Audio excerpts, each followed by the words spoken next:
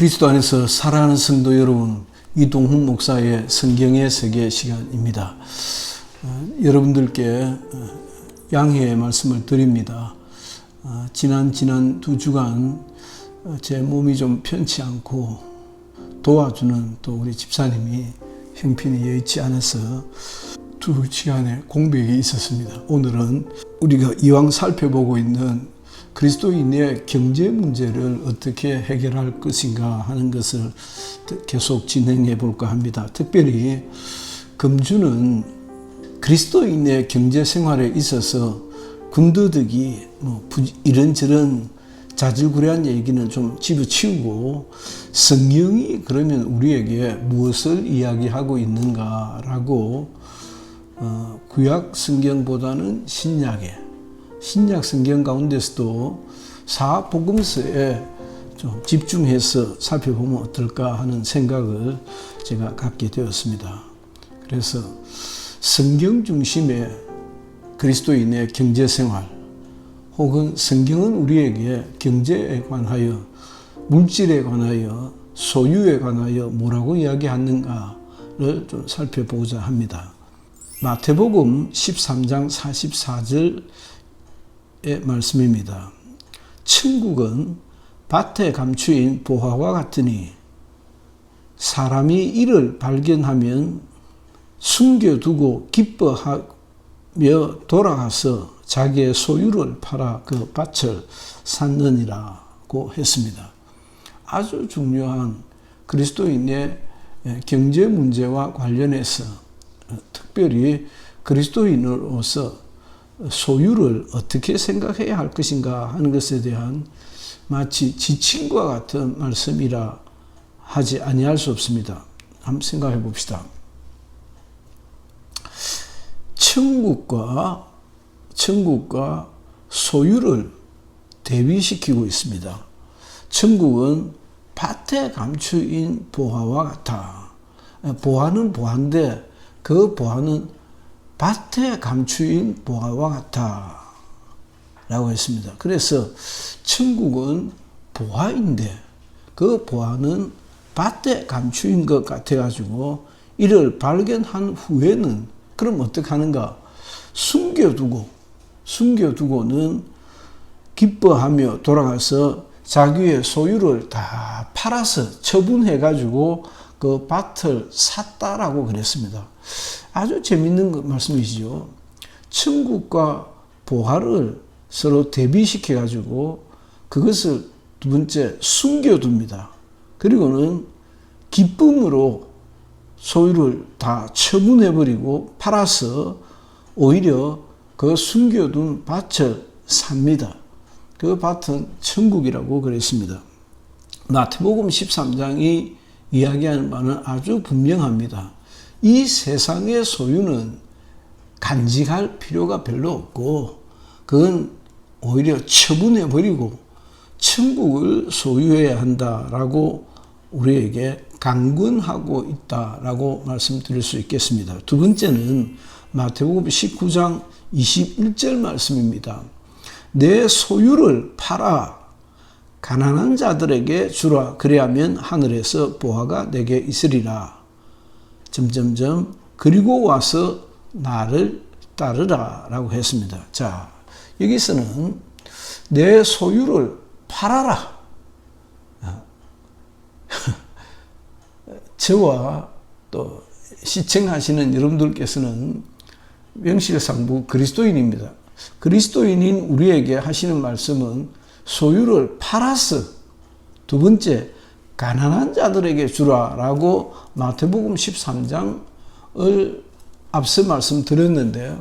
마태복음 13장과 좀 구분되는 것은 마태복음 13장보다 조금 더 구체적인 것은 그 팔은 소유에 대해서 가난한 자들에게 나눠주라고 나누어 줘야 할 대상을 팔아 처분한 것에 대한 처분의 방법을 좀 더 구체적으로 지적하고 있다는 것입니다. 가난한 자들에게 나눠주라. 우리 주변에는 실제 필요를 느끼고 있는 분들이 많이 있습니다. 그분이 제가 그러고 보니 좋은 생각이 나네요. 제가 서울에서 학교를 졸업하고 MD 과정을 졸업을 하고 서울로 부임을 했습니다. 부임을 해서 대학부를 명실상부 아주 유명한 대학부를 지도를 했었는데 그 지도를 할 때 그 대학부가 몇백 명 되다 보니까 그 대학부에서는 학기마다 장학생이 있어가지고 장학금을 줬습니다. 그런데 그 어느 학기에 이화여대 학생에게 장학금을 지불했는데 이게 아주 문제가 되어버렸어요. 왠고 하니까 우리 교회 장로님 중에서 그 학생이 지방에서 출석하고 있던 교회를 같이 다녔던 분이 있었어요. 그 학생은 장로님 딸이었는데 우리 서울에 있는 제가 부임하고 있던 그 교회의 장로님은 그 시골 교회를 같이 다녔던 거예요. 그래서 그 장로님 굉장히 부자인데 그 부자한테 왜 장학금을 주느냐 그렇게 된 거예요. 참 알고 보니까 제가 사실 조사에 들어갔죠. 조사가 아니라 여차여차하다 어떻게 된 일이냐라고 하니까 아버지가 경제적으로 큰 어려움에 처하게 되었다. 그래서 요즘 참 어렵다라고 하는 얘기를 제가 듣고 장로님께 양해의 말씀을 드린 바가 있습니다. 이와 같이 일시적으로 가난한 이들도 있고 또 상시적으로 가난한 이들도 있고 어쨌든 우리의 도움을 필요로 하는 이들이 있어서 그 필요로 하는 이들을 찾아서 그들을 위해서 처분한 소유를 처분하고 난 그 결과를 사용할 수 있겠다, 사용해야 한다라고 성경이 우리에게 지명해 주고 있습니다. 그 대신 하늘에서 보화가 있을 것이라고 우리를 격려하고 있습니다. 성경은 명확합니다. 성경은 뭐 어영부영 그냥 넘어가지 않고 명확하게 보화가 천국이다. 천국이 보화다. 무소유를 우리에게 권장하고 있다라고 말씀드릴 수 있겠습니다. 저도 이 섹션을 준비를 하면서 제가 사실 찾은 섹션은 이제 앞으로도 나오겠습니다만은 마태, 마가, 누가 3복음서에서 공간복음서에 있는 것들입니다. 공간복음서에 있는 소유라는 성경 구절이 들어가 있는 구절 몽땅입니다. 그리고 요한복음에는 또 없습니다. 요한복음에는 비슷한 성경 구절이 없더라 하는 것이 아주 중요합니다. 성경은 명확하게 이 세상의 소유는 하늘의 보화로 바꾸어져야 한다라고 무소유를 우리에게 은근슬쩍 그리고 강력하게 권장하고 있다라고 하는 말씀입니다. 자, 다음으로는 마가복음 12장 44절 말씀입니다. 자, 이건 또 그리스도인인 우리들에게 바로 대놓고 하시는 말씀 같습니다. 그들은 다 풍족한 중에 넣었거니와 헌금을 했다는 것입니다. 넉넉한 중에 헌금을 했거니와 이 과부는 그 가난한 중에서 자기의 모든 소유 곧 생활비 전부를 넣었느니라고 했습니다. 자, 첫째, 가난한 자도 생활비 전체를 바쳐서 하나님께 드려야 한다라고 하는 것입니다. 이게 하나님께 드리는 것은 사실은 하나님께 드립니다. 하나님께 드려진 것은 제사장이 그리고 필요에 따라서 다 처분을 합니다. 불쌍한 사람들, 또 병든 사람들, 가난한 이웃들을 돌아보기도 하고 또 성전을 관리하는 데 사용하기도 합니다. 이와 같이 가난한 자도 생활비 전부를 들여서 생활비 일부를 드렸다고도 안 했습니다. 아주 극단적인 경우로서 무소유를 우리에게 권장한다라고 하는 말씀을 다시 한번 더 드릴 수 있겠습니다. 우리가 이 점에서 교회의 현실을 한번 살펴보면은 교회의 현실은 무소유를 권장하기보다는 대놓고 성경을 도전합니다. 정말 대놓고 성경에 어긋난 짓을, 어긋난 메시지를 전하고 어긋난 메시지에 할렐루야 아멘 합니다. 복을 받을지어다 아멘 합니다. 그 신령한 복을 이야기하는 것이 아니고 천국을 이야기하는 것이 아니고 천국의 무소유를 보화로 보는 것이 아니라 이 세상에서 큰 돈 벌고 잘 살고 자식 잘 떼고 하면 굉장한 소리로 성도들이 동의를 하고 또 메신저 자체도 굉장한 배짱을 가지고 힘을 가지고 메시지를 전하게 됩니다. 교회의 현실은 성경하고는 아주 다르다. 별로 성경을 닮지 않았다라고 하는 말씀을 드릴 수 있겠다. 그 말씀입니다. 두 번째 우리가 배울 수 있는 교훈은 성경은 무소유, 곧 가진 바 모든 것을 포기하고 나눔을 권장하고 불쌍하고 가난한 사람들을 돌아보아야 할 것을 격려하고 권장하고 있습니다. 경제 개념이 성경과 꽤 다르구나 라고 하는 결론에 도달하게 됩니다. 자, 누가복음 8장 3절을 소개합니다. 또 재미있는 말씀인데 헤롯의 청지기 요한나와 수산나와 다른 여러 여자가 함께하여 자기들의 소유로 그들을 섬기니라 그랬습니다. 요한나라고 하는 성도, 수산나라고 하는 성도, 또 다른 여성도들이 함께해서 이 함께하다도 참 재밌는 건데 제가 조금 전에도 서울에서 대학생들을 지도했다 했지 않습니까? 그 대학생들을 지도할 때 강남 살면서 남편 장로님은 중동에 가서 근무를 하고 계신 아주 넉넉한 분이 있었습니다.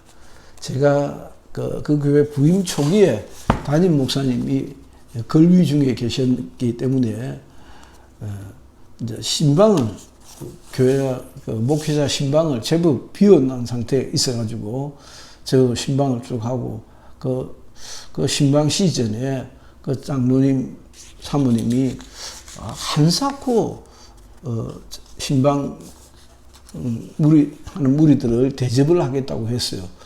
그래 나이 30대 초반입니다. 30대 초반에 장로님 집에 식사 대접을 받게 되었는데요. 정말 놀랐습니다. 나는 강남 성도들은 이렇게 목사님들에게 잘하는가 싶었어요. 기도를 하다가 어떤 장로님께 기도를 시켜놓고 제가 기도를 하다가 그 젊은 목사니까 좀 개혁적이기도 했겠죠. 눈을 살짝 떠봤어요. 살짝 떠봤는데 인근에 있는 그 일식집에 주문을 했는데 이렇게 제가 팔을 이렇게 벌려서 이렇게 모양을 갖춰야 할 만큼 큰 사라였습니다. 그 큰 사라가 어마무시한 상에다 중간에 자리를 잡고 하여튼 제가 빨리 세어봤는데 소고기로만 되어져 있는 조리가 하여튼 한 20개 정도 된 것 같아요. 제가 기억하기로는 18개인데 이야 기분 나쁘더라고요. 아 이렇게 먹어야 되나? 이렇게 대접을 받아야 되나? 하고 굉장히 참담한 생각이 들었습니다. 그런데 그 장로님 부인이 제가 사역을 했던 대학부에서 대학부 학생들이 많으니까 또 지방 학생들이 많으니까 그래서 성도들의 도움을 받아야 할 일이 들어 있는데 꼭 그 장로님 부인은 함께 안 하는 거예요. 함께 하면 자기는 빠져요. 함께 하면 빠지고 혼자 큰 돈이라도 혼자 시켜주면 자기 생색내고 이름도 지금 오랜만에 떠오르고만은 생색을 내고는 자기가 다 맡아서 하고, 그래서 권사님 이렇게 모아서 하면 좋겠습니다 하면 자기는 은근슬쩍 빠지고 안 나와요. 없어요. 그래서 참 고약하다.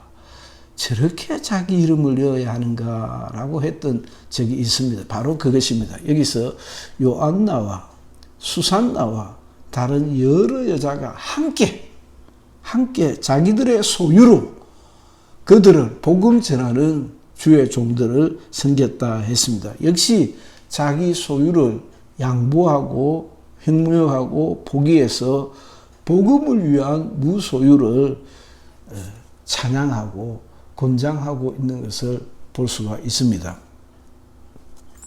자, 누가복음을 또 한번 살펴봅시다. 누가복음 12장 15절에 누가복음 12장은 좀 더 단도직입적으로 우리에게 이야기하고 있습니다. 상가 모든 탐심을 물리치라. 사람의 생명이 그 소유의 넉넉함에 있지 아니하니라 라고 했습니다. 탐심이라고 그랬습니다. 우리가 뭐 가지고 싶다.